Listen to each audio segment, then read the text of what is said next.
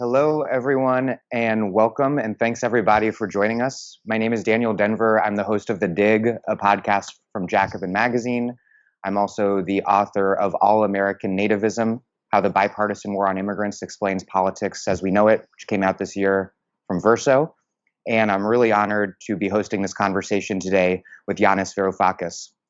Yanis considers himself to be a politician by necessity rather than choice, which I think is an important distinction. He is an economist and academic by training, and currently a member of the Hellenic Parliament, Secretary General of the MERA25, co-founder of DM25, and of course, as everyone listening, watching, I'm sure knows, was the former finance minister of Greece. He's taught economics at the universities of East Anglia, Cambridge, and Sydney, as well as at the University of Texas at Austin. He's the author of a bunch of books, including Adults in the Room, and The Weak Suffer What They Must, and The Global Minotaur. Before we begin our program, I want to thank the organizers of this virtual event, Lannan Foundation and Haymarket Books. For the past 22 years, Lannan Foundation's Readings and Conversations series has featured inspired writers of fiction, nonfiction, and poetry, as well as cultural freedom advocates with a social, political, and environmental justice focus, and also I guess, podcasters like myself. Lannan is excited to offer these programs online to a global audience, and video and audio recordings of everything are available at their website, which is lannan.org, LANNAN.org. Haymarket Books is, as you also probably know, a radical, independent nonprofit book publisher based in Chicago. Haymarket's mission is to publish books that contribute to struggles for social and economic justice. And now, more than ever, it is really critical that we support independent publishers like Haymarket and independent bookstores and independent voices. All right, with no further ado, I would like to introduce Yanis Varoufakis. Thanks, Yanis. Well, thank you so much. It's an honor to be here. I wish I was in Santa Fe as it was originally planned, but then again, we make do with technology and maybe reach a wider audience. Let me begin with something that happened 2 days ago, because I think history is going to mark this event as quite extraordinary. 2 days ago, folks, something that has never happened before in the history of capitalism occurred. It happened on both sides of the Atlantic, and I'm sure that it happened in many countries in Asia as well, but I haven't looked at the data yet. Let's begin in Britain, in London. The news came out, quite horrific news, that the British economy had tanked. It suffered, according to official statistics, the worst slump in its history. More than 22% down compared to last year, during the first 7 months of 2020. Remarkably, on the same day and after this horrific announcement was made, guess what happened at the London money markets, the London Stock Exchange? It rose magnificently by 2%. The so-called FTSE 100 index went up. On the same day, while most of you are in the United States, so you know what the climate, the political climate, the atmosphere in the States is these days. You know it better than I do. But from what I hear, you live in a country that is beginning to look like a failed state, not just a struck economy. And yet, on that same day, Wall Street, the S&P 500 index to be precise, hit an all-time historic record. When I noticed these two remarkable events, I just couldn't contain myself. So I tweeted the following. I said something like, financialized capitalism has decoupled from the capitalist economy. Financialized capitalism has decoupled from the capitalist economy, skyrocketing out of Earth's orbit and leaving behind it broken lives and dreams. And then I added, just as an explanatory comment, that as the United Kingdom sinks into the worst recession ever, and the United States edges towards failed state status, the FTSE 100 goes up by 2%, and the S&P 500 breaks an all-time record. Now, this phenomenon has been culminating, so to speak, percolating since 2008, but never has been seen in such stark colors and shapes and shades. You see, think about it. Before 2008, money markets also behaved in a manner that defied humanism. Do you remember, those of you who are old enough to remember, the pre-financial collapse of 2008 period, when news of mass firings of workers by General Motors, by General Electric, and so on, would routinely be followed by sharp rises in the share price of these companies, of the companies that were so-called letting workers go, as if they were concerned with their liberation from the shackles of employment. But at least back then, before 2008, there was a weird, inhumane, but nevertheless a logic, a capitalist logic, to the correlation between firings of workers, increases in unemployment in effect, and rises in share prices. The logic was this, that once speculators predicted a reduction in the company's wage bill, expenses on wages, they immediately assumed, or they believed, that it was a reasonable assumption that others would assume, that this loss of personnel would lead to a rise in profits, fewer wage costs, more left over for shareholders, at least in the short run. The mere belief that there were enough speculators out there, thinking that there were enough speculators out there who would form the expectation that enough financial power would enter the stock exchange to buy shares of companies that fired workers, that was enough to explain the phenomenon. An awful phenomenon, but one at least that did not defy logic, even capitalist logic. Compare and contrast to what's happening today. We're in the midst of this pandemic. Not one person in their right mind imagines that there are speculators out there who believe that there are enough speculators out there who believe that company profits in the United Kingdom or in the United States will rise anytime soon, that there will be enough left over for dividends, for shareholders. And yet, even though there is no such delusion, and no one believes that somebody else believes that, yet they buy shares of companies in the doldrums of the pandemic, as if they are hotcakes, with enthusiasm. Let me make this absolutely clear. It is spectacularly wrong to try to find any correlation, any logic that connects what is going on in the real world of wages, of profits, of output, of sales, and in the world of the money markets. So boys and girls, friends, members of the audience, there's no point in trying to find a link between what's going on in the real world and what is going on in the money markets. That is the decoupling, which is unique. It has never happened before in the history of capitalism. It is not that speculators hear that the United Kingdom economy or the United States economy may have tanked, but they think, let's buy shares because we need to buy into the dip. Things are going to get better. No.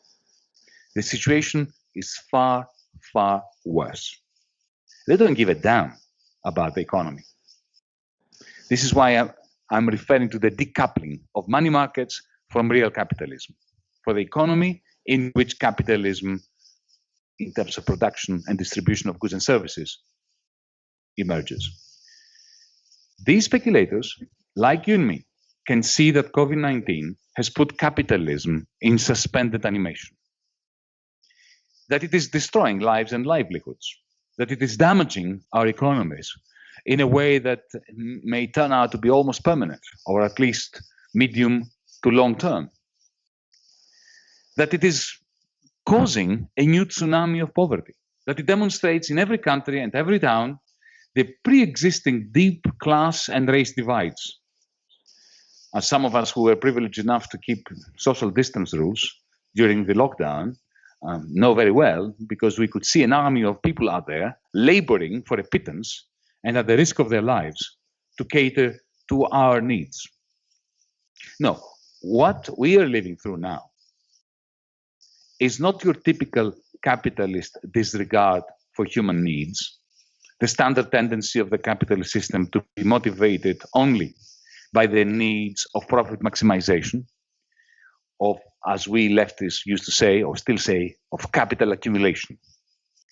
No, capitalism is now in a new, strange, weird, degenerate phase. I call it socialism for the very, very few, courtesy of the central banks and governments catering to a tiny oligarchy, and stringent austerity, coupled with cruel competition in an environment of industrial and perhaps technologically advanced feudalism for almost everyone else. This week's events in Wall Street and the City of London mark the turning point, the historical moment that I'm convinced about that. Future historians will undoubtedly pick out to say it was in the summer of 2020 when financial capitalism finally broke with the world of real people, including capitalists, old-fashioned capitalists, capitalists who are antiquated enough to continue to try to profit from producing things, from producing goods and services. But let me take you right to the beginning. Let's begin at the beginning. How did it all begin? Let's go beyond capitalism, actually before capitalism, during feudalism, feudal times, when the lord of the land owned the land and more or less the people working on them. Back then, debt, owing money or lending money, appeared at the very end of the economic cycle, a mere reflection of the power to accumulate by the landed gentry, who had the authority, the power, to just siphon off or gather the surpluses. You see, you remember, under feudalism, production came first. So the peasants worked on the land, they planted, they harvested, that was production. This is the first thing that happened. Then you had distribution. How did it happen? How did distribution unfold? The sheriff, on behalf of the lord, would come over, and collect the share of the harvest that belonged to the lord. And that depended on the relative power of the feudal gentry over the peasants, the extent to which they feared that the peasants were going to revolt or not join their armies when they want to conquer more land in the surrounding areas or all the way to Palestine, whatever it was. So production was first, distribution came second. Debt came last, third. And it only emerged at the very last stage of the cycle, when the lord, who had accumulated all the surplus and would sell most of it in local markets, would lend his money to debtors, often to the king himself, back in England.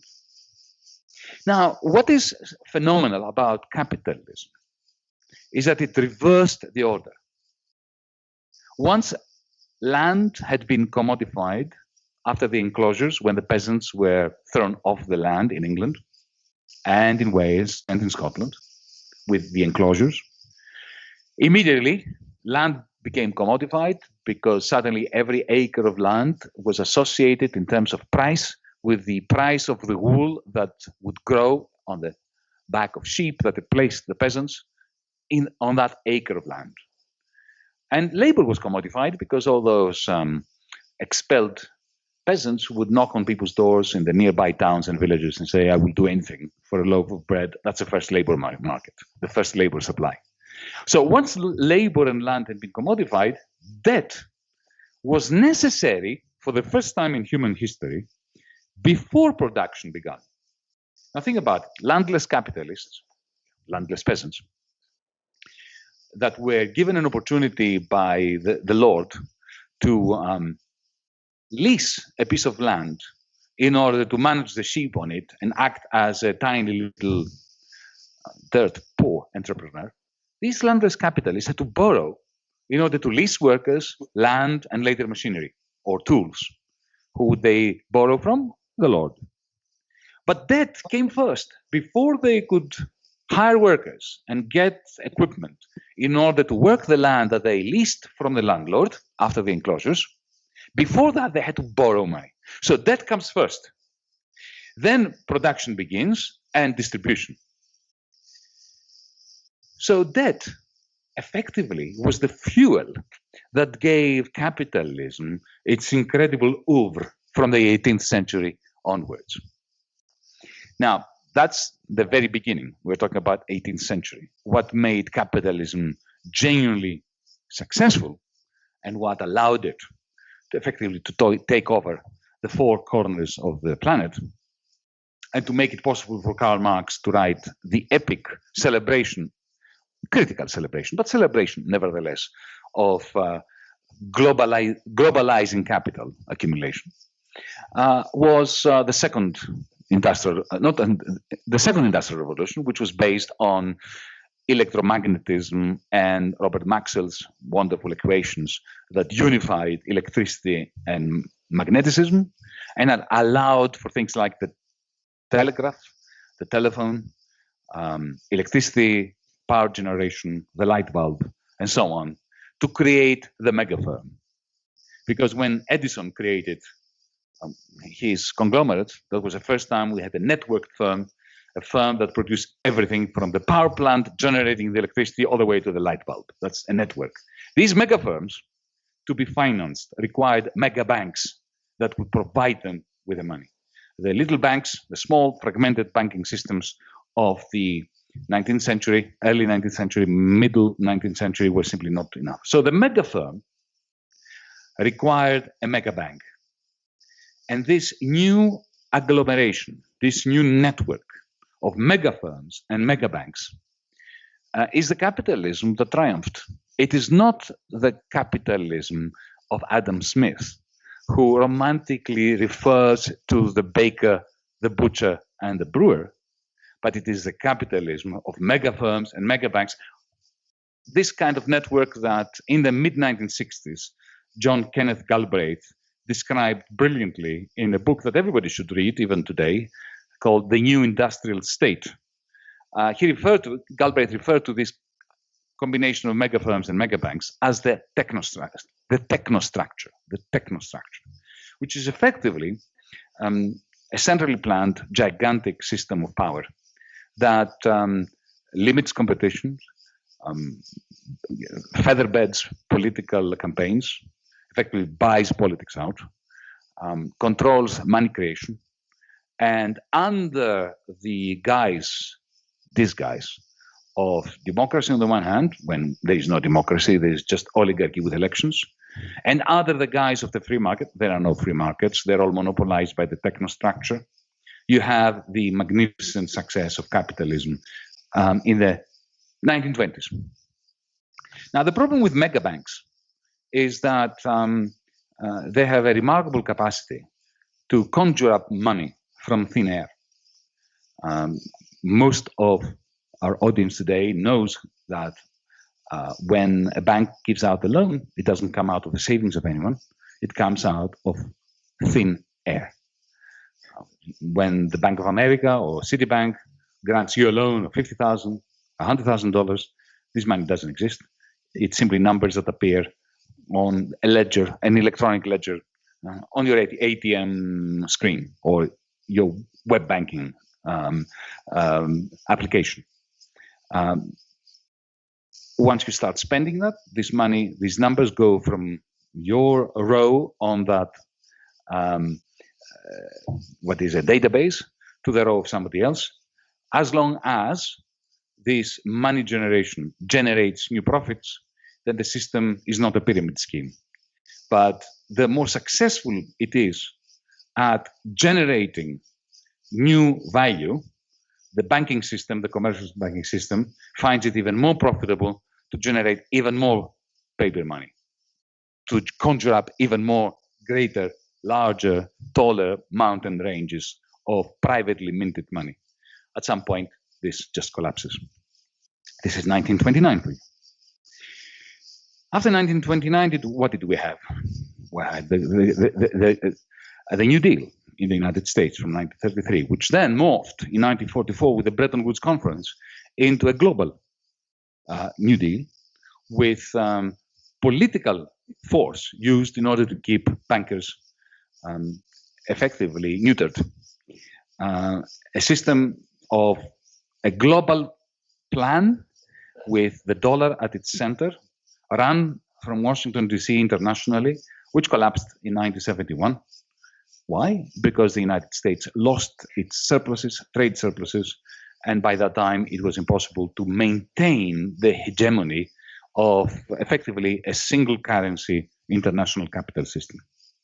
And then we go from the global plan era of the 1950s and 60s into what I call the global minotaur era. You need to have read my book in order to see why I'm calling it that, so just forget it for a moment.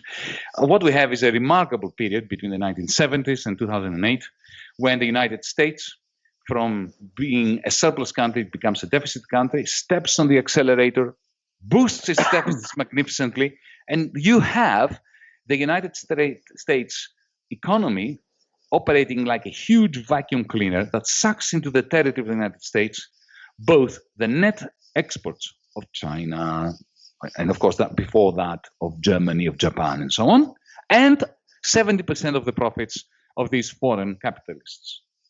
On top of that tsunami of money coming into Wall Street, you had financialization. You give a few $1 billion to a banker to play with every day for 5 minutes, they find ways of making this grow for themselves. It's those paper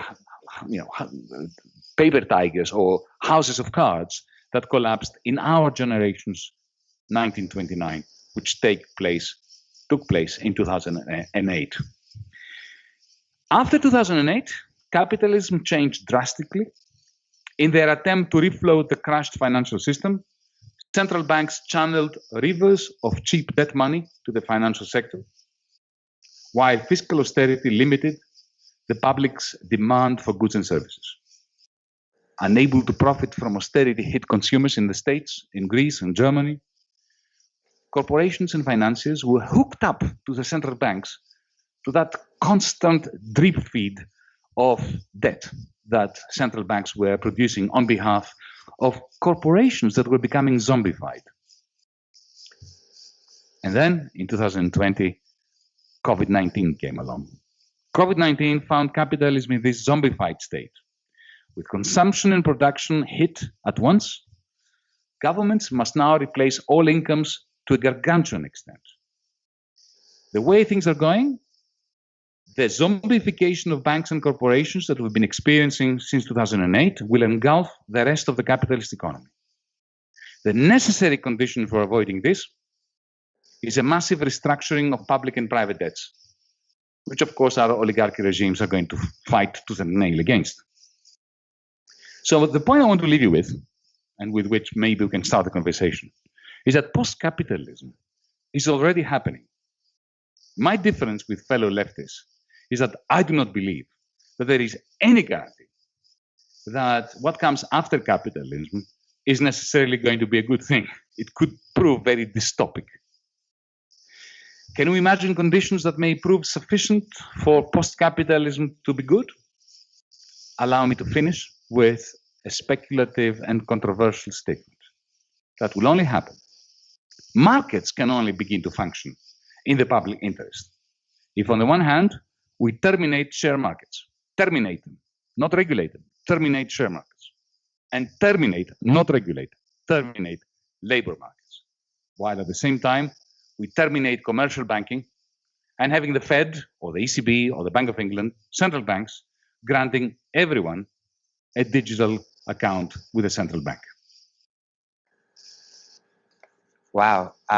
Thank you for that incredibly rapid fire trip from feudalism to our present dystopic moment. And I want to start with the present dystopic moment because and the current degenerate state of capitalism, which is somehow just far more degenerate than the last time we spoke a few years ago in New York. Because in fact, we cannot even be together in person today in Santa Fe as planned because things have gotten so profoundly dystopic. So to start, and you referenced this tweet, and I have the text of it here. You wrote, financial capitalism is decoupled from the capitalist economy, skyrocketing out of Earth's orbit, leaving behind it broken lives and dreams. As the UK sinks into the worst recession ever, and US edges towards failed state status, the FTSE 100 goes up 2%, and the S&P 500 breaks all-time record. How does a materialist analysis account for this? Is this the inevitable trajectory of finance within capitalism, or does it have to do with the function of finance and the role of finance within this very particular political economic conjuncture? Oh, my analysis is 100% materialist, except that capitalism deals not in material goods anymore. It always has dealt, in fictitious capital. That has been its power. That's why, you see, I made the point that when we shifted from feudalism to capitalism, that was no longer a repercussion of social relations of production and distribution, but became a prerequisite. What really unleashed huge productive powers, from the steam engine-driven textile factories to today's Apple and Google, has been this reversal, that comes first.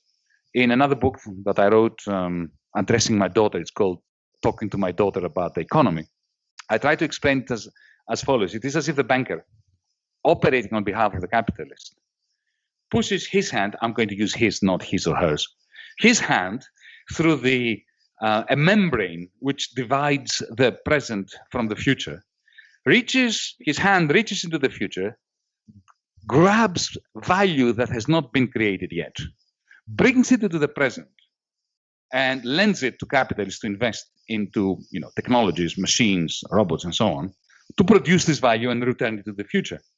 And this has been incredibly progressive and created remarkable new wealth as well as new forms of depravity.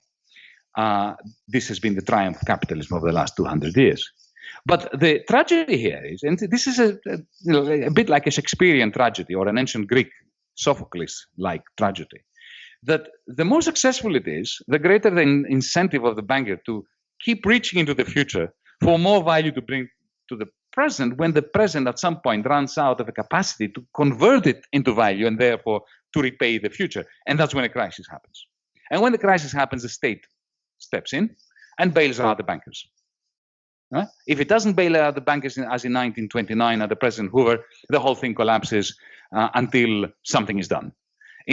The only difference with 2008, between 1929 and 2008, is that in 2008 they didn't make the same mistake. They bailed out the bankers, which is not a good thing. They should have bailed out the banks, but not the bankers. But that's politics. The fact is that they bailed out the bankers. And then what's the difference between 2020 then and 2008 and 1929? If this is a more qualitatively unique decoupling, why, if this is an inherent contradiction in capitalism between finance and the real economy, what's happening now that you think is different? You see, I'm one of the few people who think that 2020 is not that significant. I think the significant dates for capitalism were 1929 and 2008. In 2008, we had the bailing out of the banks, which effectively what it did was it zombified the banks. They were neither dead nor alive. They were drip-fed by public money. Okay, and what happened was that this zombification of the banks between 2008 and 2020 led to the zombification of the whole of corporate capitalism. And let me give you an example, because I like to speak in practical terms. Right? Go back to 2009, April 2009. Barack Obama is in the White House. The first G20 meeting happens when the central bankers of the world gather together and they decide to act to save bankers around the world. And they did this magnificently. The Fed, Bank of England, Bank of Japan, the Swiss National Bank, the Central Bank of Sweden, the European Central Bank, they all pumped money and gave it to the bankers, and they refloated them. At the same time, they practiced austerity on the many, including Barack Obama, because Obama's so-called stimulus program was not a stimulus program in the end. There were, hundreds of billions supposedly, but if you add the austerity of the states, the state budgets were shrinking. If you look at both federal governments, the federal government's budget and the state's government, you add up together, in the United States, you had a small amount of austerity. In Europe, you had huge amount of austerity. So what does this mean? I mean, imagine you're a banker. You've received all these billions, or trillions for that matter, from the central banks. And the worst nightmare of a banker is to have money that you can't lend, right? Not being able to lend the money that you have. This is the nightmare of a banker. So you look around, and you look at the little people, and you say, I'm not giving them money because they are suffering austerity. They won't be able to repay me. So I'll give it to the corporations, to Apple, to Google, to Volkswagen, to General Electric, to Alstom, and so on. Now, the board of directors of these large corporations look out there to the little people, and they think the same. What's the point of investing in new jobs and new production lines and new products when the little people out there won't be able to buy the stuff? So what do? They say, okay, when they get a telephone call from Deutsche Bank or from Citibank or from JP Morgan, and the banker says, I've got oodles of money for you. Do you want to borrow it? You say, yeah, okay, give it to me. It's cheap money. It's free money. It was coming at 0 interest rates. So why say no to it? And what do you do with it? You do not invest in good quality jobs, in green technologies, in hiring people. You take the money and you go to Wall Street and you buy back the shares of your own company. Because that way, the share price goes up. Your bonus as a member of the board of directors, CEO, whatever, of the company is linked to the share price. So you're doing really very well. Why invest? Okay. Now that's what has been happening since between 2008 and 2020. So by 2020, by the time that stupid piece of RNA, not even DNA, hit humanity, right, the zombified banking system had zombified the whole of the corporate world.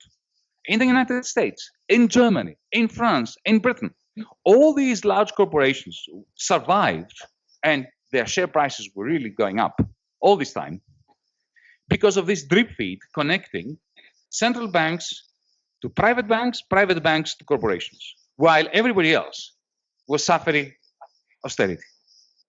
So the bubble bursts with COVID-19, right? This huge bubble now, because in 2008, the bubble was confined within the financial sector. In 2020, the bubble had become gargantuan and had engulfed the whole of the corporate sector, even the oil industry. So COVID-19 comes like a pin that pricks this gigantic bubble. And the Fed, the ECB, they have one instrument, the same that they started using since 2008, which is to print money and refloat the bubbles that burst. Only this time, the bubbles are much greater than they were in 2008. So the difference between 2008 and 2020 is not a qualitative one, in my view. It is one of scale. Of course, quantity leads to quality, as Hegel has taught those of us who, hark back to that dialectical tradition. And now we have a situation where the increase in the quantity of money that the Fed, the European Central Bank, and so on have decided upon and have injected into corporates is just 10 times as large as in 2008. So this is why you have the S&P 500 reaching its all-time record. Because the people who play in the stock exchange in Wall Street, they don't give a damn anymore about what happens to the companies. They know that even if General Motors tanks and nobody buys a single car, the General Motors board of directors will get a huge amount of money from JP Morgan, which will get a huge amount of money from the Fed. So they will go into the stock exchange and boost the share price of General Motors up independently of profits, independently of how many cars are sold. So this is the decoupling that I'm talking about. Now, for how long can this last? This is a political question. You see, bubbles burst. But how long does it take before they burst? John Maynard Keynes had a fantastic expression. He once said that the market can stay rational longer than I can stay solvent. So, this bubble can continue for another 5 years, 10 years, 20 years, who knows? But it is the politics that matters. Because as this bubble is constantly being refloated, and the decoupling of financial markets from the real world continues, the inequality becomes just unbearable. You have people now in the United States, people in Britain, people in Greece, people in Germany, who simply, they used to be 2 paychecks away from penury. Now they're well immersed in penury. While the good people in Wall Street, they are thinking of what they're going to do with their huge profits. At some point, the politics will break. Something will give. And it is in my estimation that it will be the politics. Now, the politics can give in 2 ways. One is a massive boost of what I call the Nationalist International, or the Neo-Fascist International, led by Donald Trump, but also with Bolsonaro, Modi, the ultra-right in Europe. Or it will have to lead to a progressive movement, which does not exist yet. Some of us are trying to put it together. You may have heard of the Progressive International, that some of us are trying to turn into a real worldwide movement. Either something like that is going to create a genuine Green New Deal for the world, not simply in terms of financing the green transition and good quality jobs and a shift of wealth from the global north to the global south. All these things are essential, but I don't think they are any longer sufficient. We need to become even more ambitious and talk about post-capitalism. I don't want to bury the lead of something pretty remarkable you said a few minutes ago, which is that you are one of the few people who doesn't believe 2020 matters. Is what you mean by that it doesn't matter the way that people think it does, that it matters more as an acute crisis that's greatest import is that it's exposed and manifest a more generalized crisis in waiting that pre-existed COVID-19? Is that what you're saying? Yes, I think, look, I'm not saying that 2020 does not matter. It matters hugely, but it is not if you want, a discontinuity in the history of capitalism the way 2008 was. 2008 was a discontinuity in the history of capitalism, in the same way that 1929 was. In 2008, that discontinuity caused central banks and governments to adopt the policy of socialism for the few, the zombification of corporates and banks, and austerity for the many. And that bloated capitalism with unsustainable debt, zombified the corporates, created huge inequalities. And that's when 2020 came, which was a much greater crisis than 2008 in terms of quantity. Because if you look at the collapse in GDP, for instance, it's much greater in 2020 than it was in 2008. But it's a quantitative shock compared to 2008, which was a historic shift. So 2008 was smaller in magnitude, but more significant in terms of its historical transformation. Yeah. It led to a gigantic bubble, which burst magnificently now with 2020. So the volume of the crisis now is much greater. Yeah. But the reason why it is so great is because of what happened in 2008. So future historians, I think, are going to mark 2008 as the moment when capitalism began to effectively transform itself in a totally unsustainable system and manner. And 2020 was the final straw.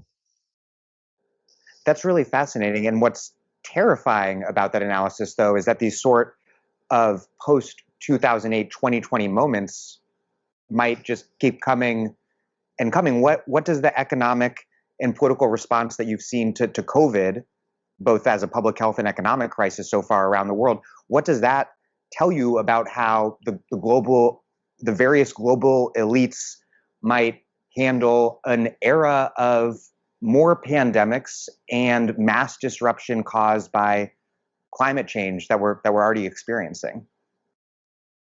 Well, what I find very interesting, since you're asking me to comment on the way they're handling it, but the politics. Yeah. The economics is straightforward. They are just using the rule book of 2009, turbocharging it through quantitative easing. They're not doing anything more beyond that. Of course, the furlough scheme and all those things are just proof that neoliberals never meant it when they were admonishing the state. When Ronald Reagan was saying that, the most terrifying words in the English language are, I come from the state and I'm here to help you. He didn't really mean it. It was just a rhetorical flourish, right? The neoliberals always left the state more powerful than they found it, except that the power of the state that they invested in was power in favor of the oligarchy, not of the hoi polloi, right? So neoliberalism is a complete hypocrisy, in the same way that Marxists were hypocrites under the Soviet Union, which had nothing to do with socialism.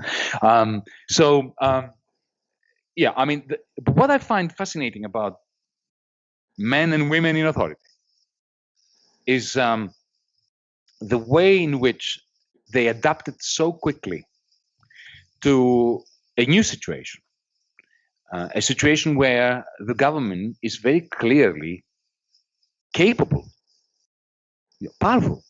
You remember, up until COVID-19 came along, there were the conventional wisdom was that governments are not that powerful. You remember Bill Clinton saying that he wants to come back as the bond market, because apparently the era of big government is over. Yeah. So the myth of the radical center, which dominated both in Europe and the United States until Barack Obama, the myth that there's not so much the government can do. Now we live in a world which is globalized. It's all under the spell of economic forces beyond our control. What we need to do is cajole them and channel them and stroke them and be nice to them and be realistic and not try to behave as if the state can do stuff. That went overnight. Suddenly, the government steps in and says, okay, you can't go to a concert, you can't get out of your house, we're going to tell you how to breathe, when to breathe, where to breathe, right?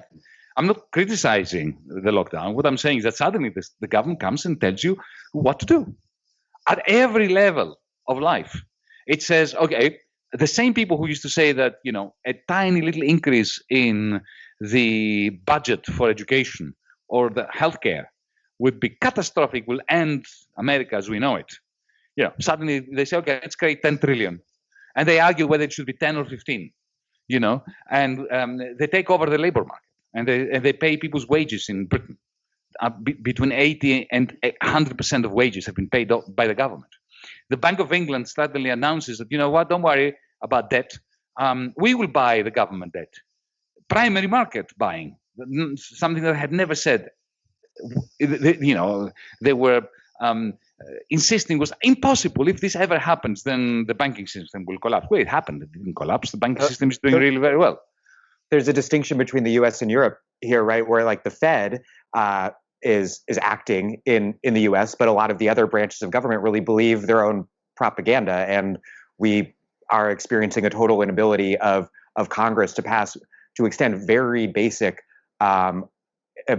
extension of unemployment benefits, thanks to Senate Republicans. My fellow Americans, my friends in America, I mean, right? Don't sound like an American president, but my friends in America live under this touching illusion that Europe is so much, much better than the United States. Folks, I've got bad news. It isn't. Yeah. Because, yes, I mean, the difference between state governments in the United States and our nation-state governments in the Eurozone is that, yes, you have some real idiots running state governments in the United States, believing their own rhetoric. In Europe, it's worse because we have nation states that have absolutely no power. I live in a colony of the European Central Bank. It doesn't matter who is the Prime Minister of Greece. They don't have access to monetary policy. They don't have access to fiscal policy. They don't even have access to health policy. We have had after 10 years of stringent austerity, we've lost 25% of doctors in the last 10 years through immigration. In the last 2 years, 50% of our medical school graduates are leaving the country. Now, think about that. For a country like Greece that puts all this money into educating doctors, who then immediately go to Canada, Germany, New Zealand, and they serve the public health service or the private health service there. Imagine the waste of human capital by the Greek state, and there's nothing the Greek state can do to hire a few more doctors here. As a party leader, I go from hospital to hospital, and they are totally depleted. They are, the usual heroes and heroines doing remarkable work. Some of them haven't been home for 3 or 4 days and nights because there isn't enough staff, and the Greek government cannot hire anyone. So it's the differences between the United States and Europe are not as great as the liberal imagination in the United States would have it. The escapist liberal imagination here is vast. The recurrent pledges amongst the affluent liberal elite to move to Canada if X, Y, or Z happens. But let's talk about Europe. Specifically, the 750 billion euro post-pandemic EU recovery fund, which you've been writing a lot about recently. And Northern European governments hate it, which might lead one to conclude that it's a good thing. This crossing of what seemed to be such a red line around the mutualization of European debt seems significant and hopeful to a lot of people, but not to you. Even though, as you write, it is, quote, the first time EU leaders seem to have acknowledged the indispensability of a common debt as the glue of any monetary union. But you're deeply skeptical. Why don't you see this as a turning point towards a true fiscal union, and instead see it as the next step towards the obliteration of the EU? Okay. Allow me to answer by recasting this agreement, EU agreement, in US terms. Imagine you lived in the United States, in which there was no federal government, no federal treasury, but there was a Fed, which was not allowed to bail out Arizona or Missouri, right? Or the banks of Arizona, for that matter. Imagine further that, in 2008, the great state of Nevada, which is more or less the same size as Ireland in terms of population, also a state based on low corporate taxation, on a lot of the construction, right? Nevada and Ireland, similar, not in weather, not in culture, but at least in these basic financial and economic terms. Right? Imagine if the great state of Nevada, when everything collapsed in 2008, when real estate went to the dogs, when banks went to the dogs, imagine if the governor of Nevada had to borrow in the international markets to bail out the banks of Nevada and to pay for the unemployment benefits of the construction workers in Las Vegas and wherever it is that they are building stuff. Okay, then immediately what will happen is, of course, the state of Nevada would be bankrupt. And if then the governor of Nevada had to go to the International Monetary Fund and get a loan from the IMF on conditions of austerity that slash wages, slash pensions in Nevada, then that would drive half of the Nevadans out of Nevada, and the state would be even more bankrupt. Okay, this is what happened between 2010 and 2020 in Europe. Because what I described now is very much the way in which the Eurozone, the European Union's monetary area, common area, where the euro is the currency, functions. Imagine that 10 years afterwards, or 12 years afterwards, COVID-19 comes to this kind of the United States.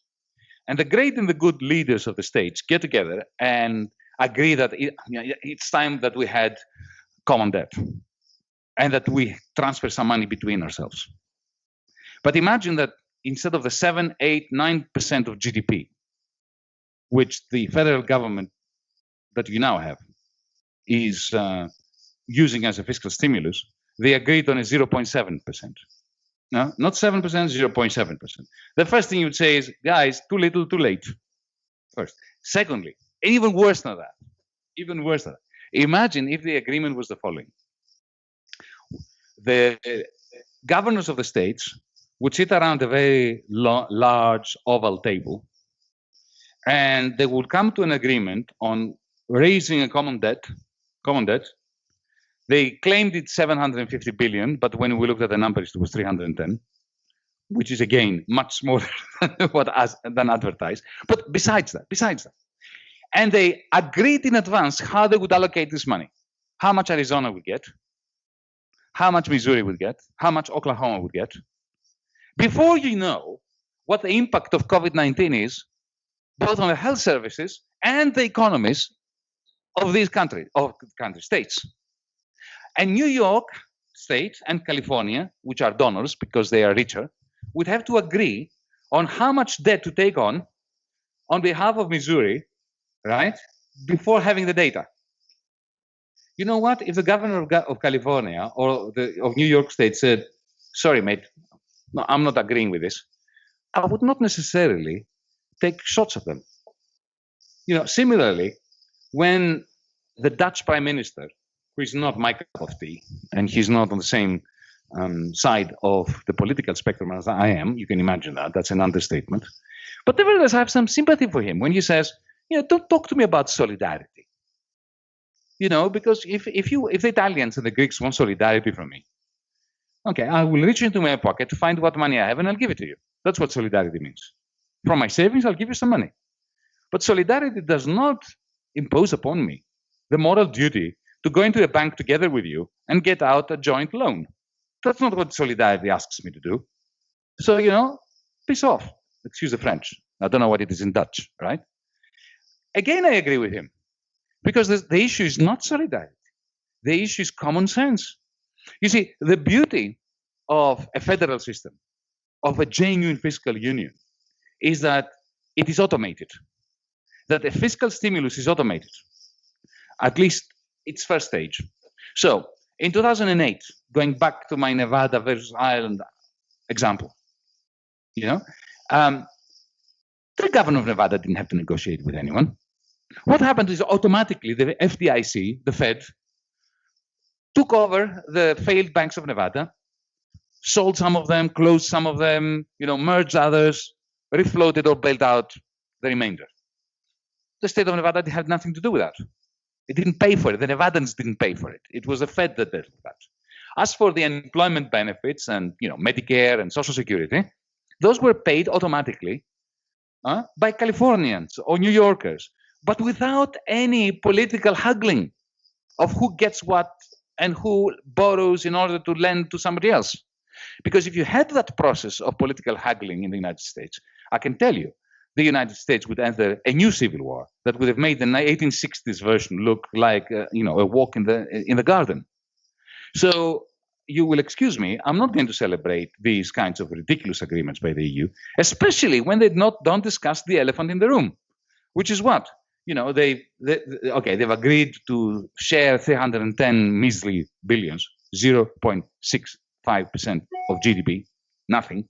It's not even worth talking about it from a macroeconomic point of view. But while we've been having these discussions about an insignificant amount that is going to be delivered by means of a formula that effectively divides the continent, they're not talking about the real threat. We have a tsunami coming our way and everybody's ignoring it. That's the tsunami in the room or the elephant in the room. And that's austerity. Because, next year, the Greek government, the Italian government, the Spanish government will have to balance their budgets. Because like in the United States, where the states must balance their budgets, we have a similarly stupid rule here, right? What does this mean? It means, our government here is going to, and same in Italy, we're going to have a budget deficit of 15% of GDP. To go from minus 15 to zero, you need austerity of at least 10% cuts, pension cuts, wage cuts, reductions in investment in the health service of 10% of GDP. Now that's going to be like, the time when hopefully in 2021, the Greeks, the Spaniards, the Italians, the Germans are going to be raising themselves from this mire of COVID-19 induced recession. And then what will happen? A huge sledgehammer is going to hit them of austerity coming from the silly fiscal rules. So, no, this is another dereliction of duty by the European Union. My message to my friends in America is stop celebrating Europe as the way forward. It is not. You have a huge mess in the United States, but so do we.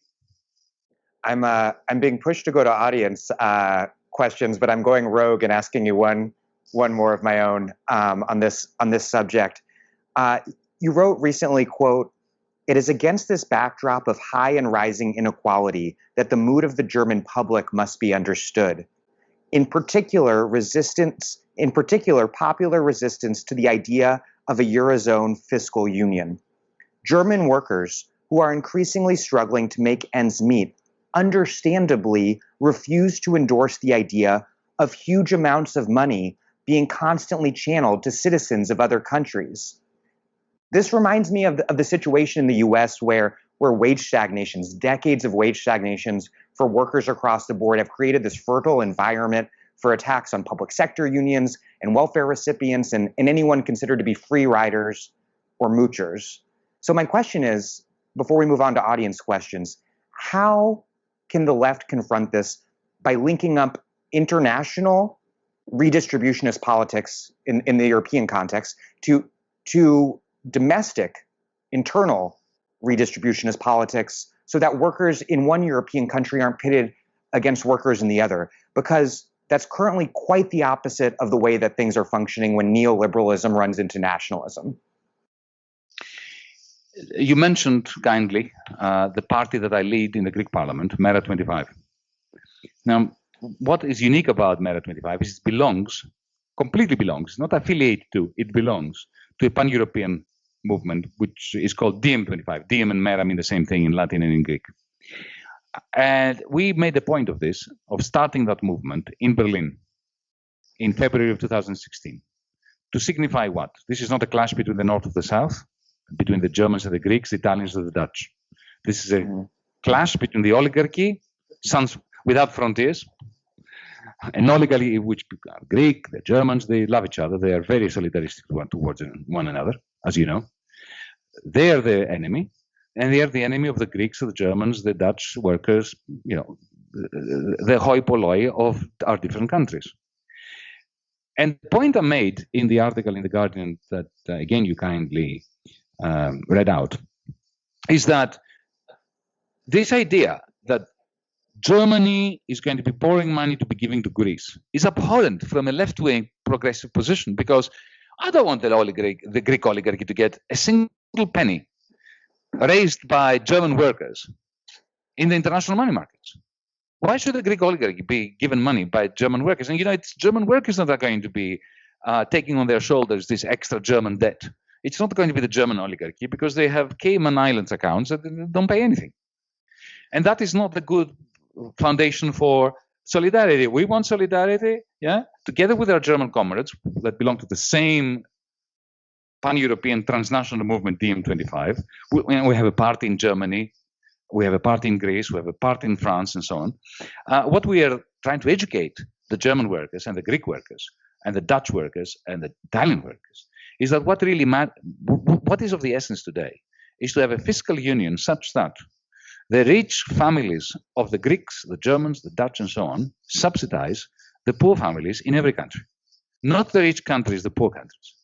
And I think once you start saying this to people, even people in Germany and Dutch will hear, Greece, they are all lazy gits, playing the bouzouki under the sun.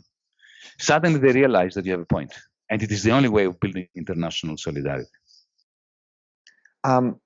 I'm going to move on to audience questions.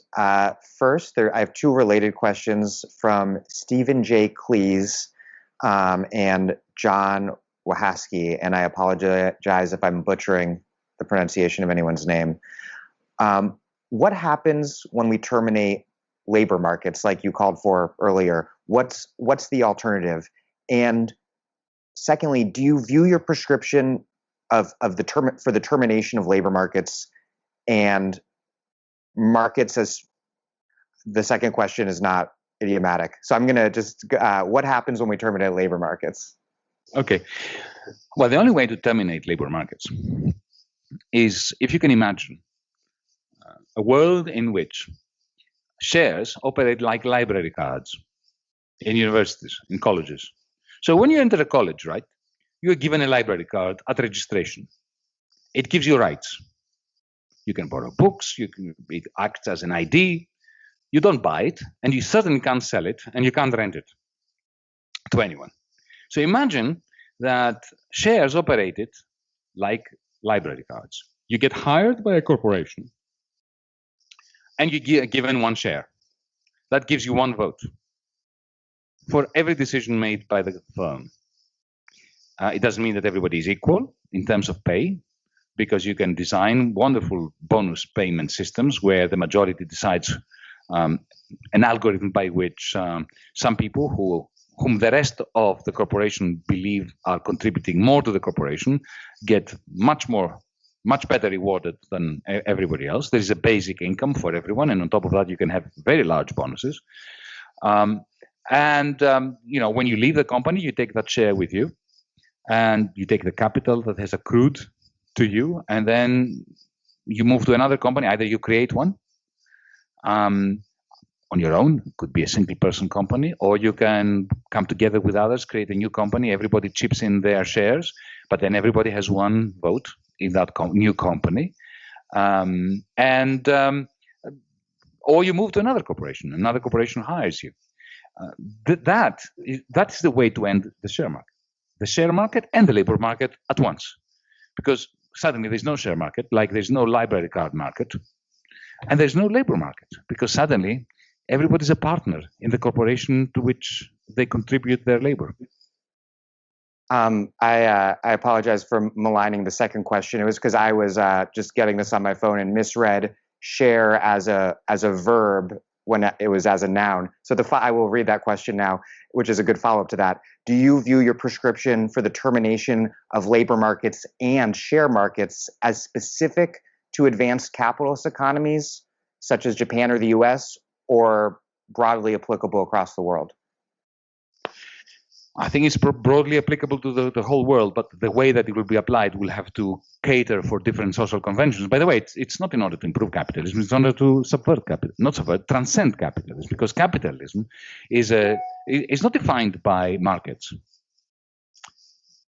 Every society in the history of the world had markets. What makes capitalism capitalism is the commodification of labor. The fact that there is a labor market and the fact that there is a capital market. That is what differentiates capitalism from feudalism, from slave ownership, and so on. And it is what is going to differentiate it from post-capitalism, the world in which I just very, very briefly described. But I've been doing a lot of thinking about this over the last couple of years, what I call post-capitalism. The world that I'm describing doesn't have a labor market in it. It has labor. It has markets. It doesn't have labor markets. From Mark Forlenza, and this is a spicy one, does modern monetary theory extend the size and life of the bubble, or does it help control the damage caused by its bursting? Well, MMT is a theory. It's not a policy, which means that it depends on how you use it. It's like an instrument. How you use an instrument is going to determine the result. It is a very useful instrument for the United States. Effectively, what it says is that money is created. It acknowledges that money is created out of thin air, which is fine. Don't panic about it. Overcome the delusion that money should be a commodity like gold or stones or salt or a string of zeros and ones as in Bitcoin. It's fine that we conjure up money. The question is, how do we use the money that we conjure up? Do we use it in order to give it to the bankers, to give it to the corporates who already have a lot of money stashed away so that they can buy back their own shares and create a greater inequality and destroy the opportunity of humanity to combat social crisis as well as climate change? Do you want to use it this way? This is because, financialized capitalism is very respectful of MMT. They have no compunction in printing loads of money when it suits the oligarchy. What MMTers, however, say, like people, my friends Stephanie Kelton and others, is that in a place like the United States, where you have a central bank controlling the production of public money, the dollar, and where debt is denominated in that currency, not in a foreign currency, then you can print as much money as you want in order to create jobs, and you can provide a job guarantee for all Americans. And then there will be no inflation if the jobs that you create this way push out goods and services so that the quantity of money goes up, but so does the quantity of goods and services. So the balance between money and goods is not disturbed, but you have a lot more goods and a lot more services and a lot more welfare and well-being. So it's a theory. It's a question of how we press it into practice. A brief follow-up on that. To what extent is MMT's application peculiar to the United States, given the unique global position of the dollar? Well, it is pretty peculiar to the United States. The exorbitant power of the dollar helps MMT, gives you a lot more room for maneuver, as it does today. But primarily, what makes a difference is what currency is your debt denominated in. So all American debt is denominated in dollars. So there's no way America can go bankrupt because you control the currency in which you owe money. So there's no reason why you should ever go bankrupt unless you choose to, right? Unless Donald Trump says, I'm not paying off the bonds, the treasury bills that the Chinese have purchased. But that's a political decision. It's not because you have to. But if you're Turkey, or Greece for that matter, coming to my neck of the woods here, Greece does not control its currency. We have the euro. The euro is not controlled by the Greek government or by the Greek central bank. It's like a foreign currency. All our debt is in euros. So we can't print it. Same with Turkey. Turkey has its own currency, but most of its debt is in euros and dollars. So it doesn't help to pump up the quantity of Turkish lira when your lenders come asking for euros and dollars. The same would apply to Argentina's situation right now. Yeah, exactly the same thing. This is from Music123. Okay, Music123. If private property and commodification of land are the root of the debt problem, which is important in the context of U.S. colonialism, by which I think they're referring to settler colonialism in the U.S., how does our relationship to land have to change post-capitalism? That's a very difficult and good question. Here's a very quick and dirty answer. How about every county splitting the land between two zones? One is a commercial zone and another is a social zone. You use on a democratic basis, you make decisions about how you're going to utilize the commercial zone in order to create rents, which you then invest into a social zone. The whole land remains public, but the use of land, tenure, is granted in both the commercial zone to those who can afford it, and for free within the social zone. So this is an example of how you could democratize land, because unless we do, we are allowing the worst kind of monopoly that even liberals disdained over decades and centuries, to maintain a grip over the distribution of wealth. Here is the last question, which comes from Ian Soroka, and again, apologies to everyone whose name I'm likely butchering. Without power, we cannot institute economic policy. That seems true to me. Can you speak to the immediate historical horizon where our political choices in the U.S. do not reflect the developing struggles in the street? And just to ad-lib, to expand on this question, where we are going to shortly, ostensibly be seeing presidential debates between Joe Biden and Donald Trump during a period the same year where we've seen the largest mass protests in U.S. history demanding a very different sort of direction for the country. Well, in the same way that the financial sector is decoupled from capitalism, democratic politics, dominant establishment democratic politics, have decoupled from social movements, from the public's perception of what's going on. The presidential debates that you're going to be facing soon are going to be soul destroying.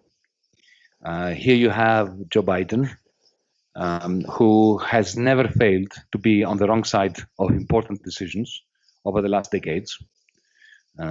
Financialization, war, rejection of Medicare for all. Every single important debate where public opinion has shifted markedly in the United States, Joe Biden has been on the wrong side of. And he is the only hope. And he's the only hope against the misanthrope residing in the White House. One can only despair. But look, allow me to look at the hegemon from a tiny little colony of the West called Greece. We had a little revolution in 2015 when we won government against the oligarchy. That was snuffed out within 5 months. And those of us who were absolutely amazed to find on the 5th of July 2015 that the people of Greece gave us a 62% support for the radical alternative, and which of course were overthrown overnight by the prime minister then, forcing me to resign and others. Suddenly we found ourselves from the top of the mountain again into the troughs of hell. But we didn't despair. We despaired for a few minutes, a few days, and then we started a new party and started from zero again, because every generation is condemned to fight the same struggle again and again and again. And in the end, we have to take courage from the fact that it is the struggle that gives us strength, and which is actually fun, not the capitulation. Well, thank you so much for all of that, Yanis. This has been a really great conversation, and thank you for making time to share your perspective on everything. And thanks so much to everyone who's been watching or who's listening later on my podcast. Before we close, I want to do a few reminders. First, if you're in a position to make a donation, no matter how small, to Haymarket, it would be very appreciated. So look in the chat for that info.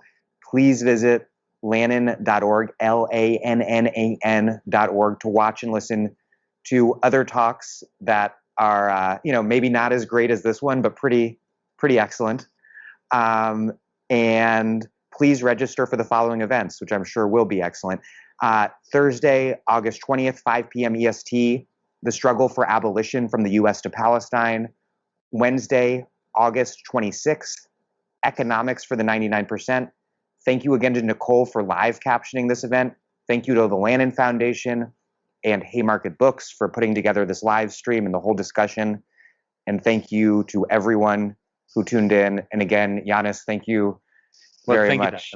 Thank you. It was good. I mean, the last time we met was in person. Was the resulted in a great discussion. This one too. I hope the next time we are again in person with a proper audience. Not that our audience now is not proper, but I can't see them. I can't see you folks. I wish I could. Without this kind of socialization, especially those of us on the left, are left bereft. Thank you. More socializing for socialists. We need it.